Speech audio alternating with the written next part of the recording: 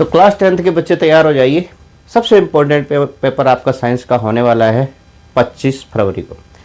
देखिए इस साल जो सबसे बड़ा बदलाव आया है उस पर आपको फोकस करना है।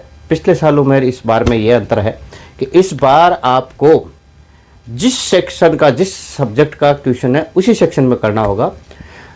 बायो का सेक्शन जैसे ए, केमिस्ट्री का बी और फिजिक्स का सी, तो बायो का क्वेश्चन बायो के सेक्शन में होना चाहिए, फिजिक्स का फिजिक्स में, केमिस्ट्री का केमिस्ट्री में। ये पहली चीज़ तो ये है। अब इसके लिए करें क्या, सबसे पहले ये ध्यान रखो कि जैसे आपने मान लो पहले बायो का सेक्शन शुरू किया, तो बायो के सेक्शन में पहली चीज़ तो ये ध्यान रखो कि आपको कम से कम 2 लाइन छोड़ के आंसर लिखे हर क्वेश्चन का, ताकि आपको कभी भी कुछ भी ऐड करना हो तो आप वो खाली लाइन में आप ऐड कर पाएंगे। इसके अलावा जैसे भाई बायो का सेक्शन खत्म हो गया, अब आपको केमिस्ट्री का शुरू करना है, तो हो सके तो 4-5 लाइन जरूर छोड़ दो उसमें, और नहीं तो पूरा पेज ही छोड़ के अगले पेज से स्टार्ट कीजिए। जैसे कि बायो के बाद केमिस्ट्री का शुरू करना है तो उसके बाद में आप शुरू कीजिए, मतलब 2 सेक्शनों के बीच में कम से कम 5-6 लाइन जरूर छोड़िए, या हो सके तो जो आधा पेज बच गया या जितना बच गया वो छोड़ के अगले पेज पे करें। इसका फ़ायदा ये होगा कि हो सकता है आपको किसी भी सेक्शन का, जैसे कि भाई फिजिक्स का क्वेश्चन कोई बाद में याद आया, तो फिजिक्स के सेक्शन में खाली स्थान आपने जो छोड़ा है, खाली जगह,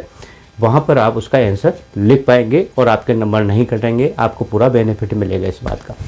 बात करते हैं क्वेश्चंस की। देखो क्वेश्चन सभी प्रकार के आएंगे, इसमें एमसीक्यू भी आएंगे, छोटे क्वेश्चन आएंगे, बड़े क्वेश्चन आएंगे, न्यूमेरिकल्स भी आएंगे, केस स्टडी क्वेश्चन भी आएंगे।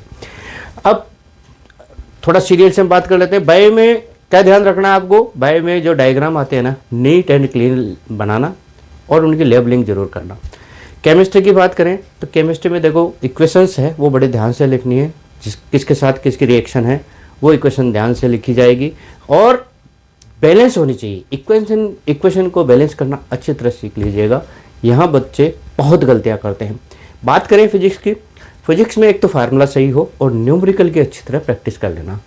इसके अलावा कैलकुलेशन भी आपकी सही होनी चाहिए, और यूनिट जरूर लिखना। बच्चे यूनिट नहीं लिखते लास्ट में तो उसके मार्क्स उनके कट सकते हैं। और इसके अलावा कोई क्वेश्चन आपको छोड़ना नहीं है, टाइम से पहले एग्जाम में पूछना है। Best of luck, thanks.